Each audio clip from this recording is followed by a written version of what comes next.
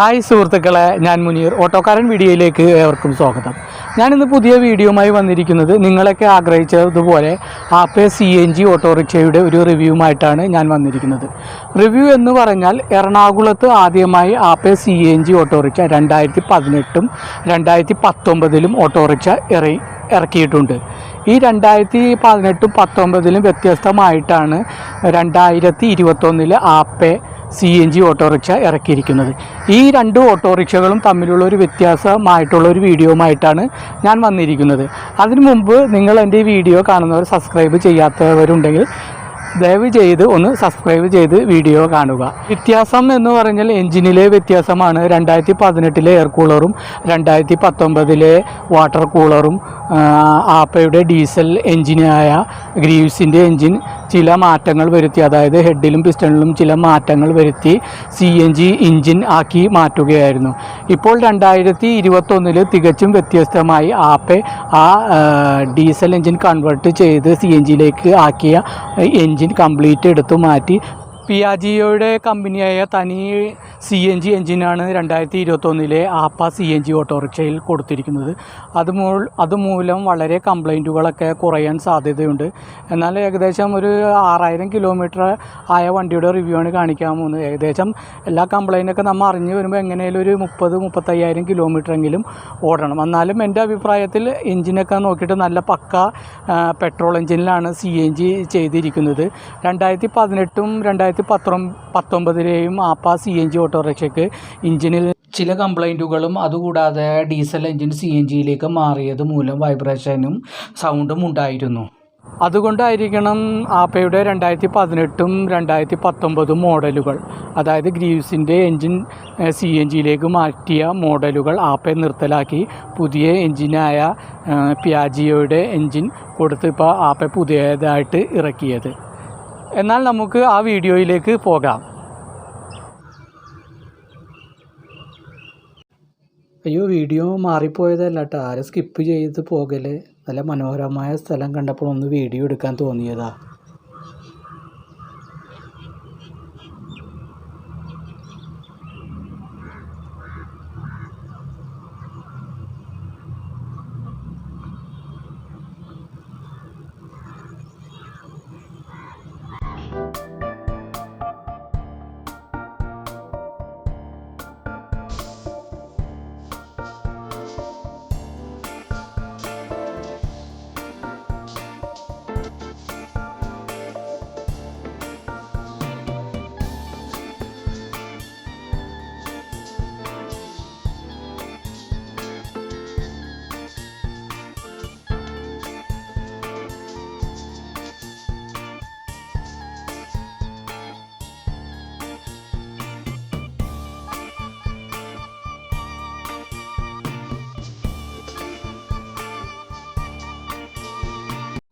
ഈ CNG സിലിണ്ടറിൽ 5.5 kilo CNG ആണ് കൊള്ളുന്നത്.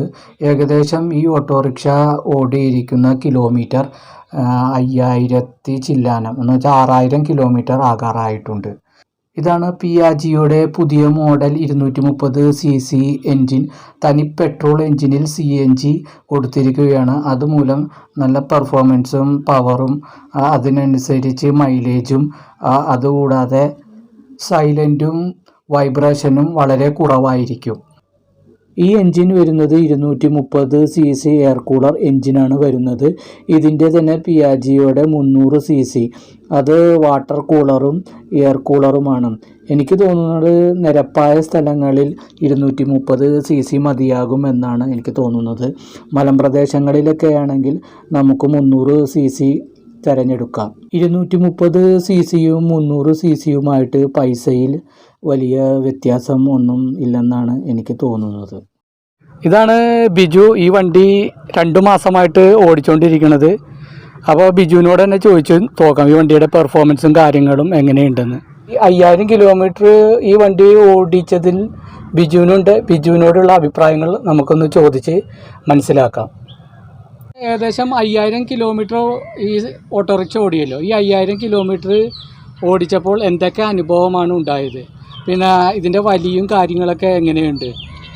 വലിയും കാര്യങ്ങളും അങ്ങനെ പ്രശ്നങ്ങളൊന്നുമില്ല. മറ്റേ പഴയ വണ്ടിയിലും ഒരുപാട് സൗണ്ട് വ്യത്യാസമുണ്ട്, സൈലൻ്റ് ആണ്. പിന്നെ ശരീര ക്ഷീണം, വണ്ടിക്ക് വൈബ്രേഷനും കാര്യങ്ങളൊക്കെ കുറവാണല്ലോ. അതുകൊണ്ട് എനിക്ക് ഭയങ്കര ഒരു ആശ്വാസമുണ്ട് ഓടിക്കാനായിട്ടൊക്കെ.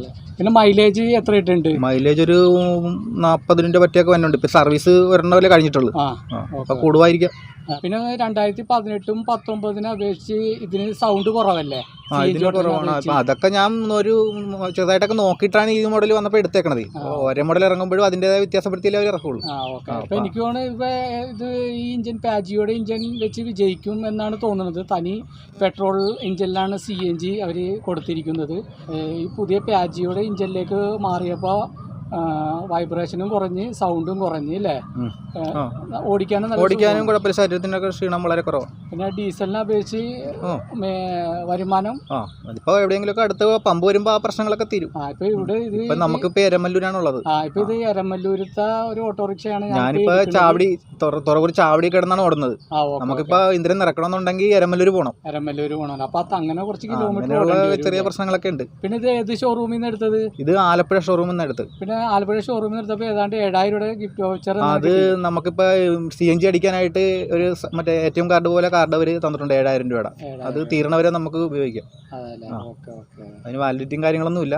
പൈസ തീരണവരെ നമുക്ക് ഉപയോഗിക്കാവുന്ന 7000 രൂപക്ക് CNG അടിക്കാനുള്ള ഒരു ഓഫർ ഉണ്ട്. അതാണ് ഒരു ഓഫർ തന്നത്. അതിപ്പോ നമ്മള് വണ്ടിയൊക്കെ എടുത്ത് പോകുന്ന ആൾക്കാരാണല്ലോ. അപ്പൊ അവര് വിളിച്ച് കമ്പനിയിൽ നിന്ന് വിളിച്ച് ആദ്യമായിട്ട് ഈ ആപ്പ വണ്ടിക്കാർക്ക് തന്നത് എനിക്കാണ് അവര്. വണ്ടി കാലത്ത് സ്റ്റാർട്ട് ചെയ്യണത് പെട്രോളിലാണ് CNGയിലാണ് നമ്മൾ സ്റ്റാർട്ട് ചെയ്യണത്? ഞാനിപ്പോ ഉപയോഗിച്ചോണ്ടിരിക്കുന്ന CNG തന്നെയാണ്. കാലത്ത് ഇനി എന്തെങ്കിലും ബുദ്ധിമുട്ട് വരികയാണെന്നുണ്ടെങ്കിൽ പെട്രോൾ സ്റ്റാർട്ട് ചെയ്യാൻ പറഞ്ഞിട്ടുണ്ട്. ഇതുവരെയായിട്ടും വേറെ ബുദ്ധിമുട്ടും കാര്യങ്ങളൊന്നും വന്നിട്ടില്ല. അപ്പൊ ഇപ്പോഴും CNG തന്നെ ഇപ്പൊ നമുക്ക് എപ്പോഴും ഓൾറെഡി ഉള്ളത് കൊണ്ട് CNG തന്നെ അങ്ങനെ സ്റ്റാർട്ട് ചെയ്ത് പോയിക്കൊണ്ടിരിക്കണേ. ഒറ്റയടിക്ക് സ്റ്റാർട്ട് ആവും? ഒറ്റയടിക്ക് സ്റ്റാർട്ട് ആവും അല്ലേ? ഓക്കെ. പിന്നെ ഇത്ര നാളും ഇപ്പൊ ഏകദേശം ഒരു 5000 കിലോമീറ്റർ ഓടിയിട്ടുണ്ട്. എന്നാലും നമുക്ക് വണ്ടിനെ പറ്റി ഒന്നും പറയാറായിട്ടില്ല.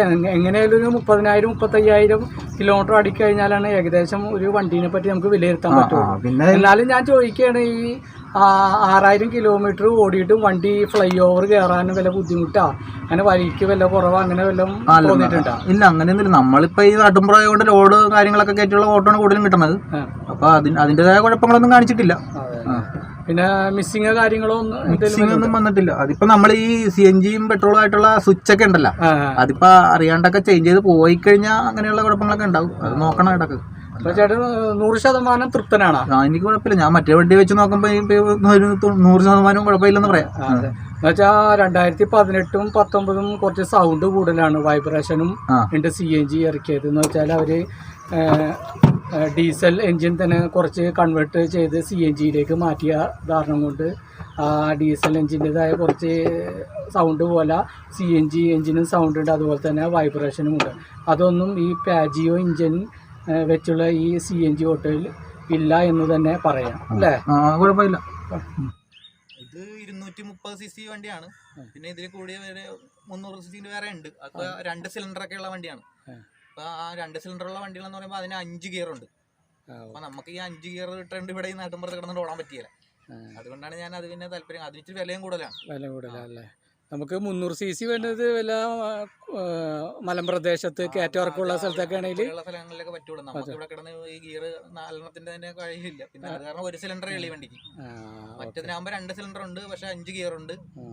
അപ്പൊ 5 ഗിയർ ഇട്ടുകൊണ്ട് നമുക്ക് ഓടിച്ച് നടക്കാൻ പറ്റില്ല. ഇപ്പൊ തന്നെ 4 ഇടുമ്പോ തന്നെ ഒച്ച കേട്ടോണ്ടിരിക്കുന്നു കൂട്ടുകൂട്ടാകുമ്പോ. അപ്പൊ പിന്നെ നമ്മൾ അതിലേക്ക് പോയിട്ട് കാര്യമില്ലല്ലോ. ഈ വീഡിയോ എല്ലാവർക്കും ഇഷ്ടമായെന്ന് കരുതുന്നു. ഇഷ്ടമായ ലൈക്ക് ചെയ്യുക, ഷെയർ ചെയ്യുക, സബ്സ്ക്രൈബ് ചെയ്യുക. അടുത്തൊരു വീഡിയോയുമായി ഉടൻ വരുന്നതാണ് മുനീർ ഓട്ടോക്കാരൻ.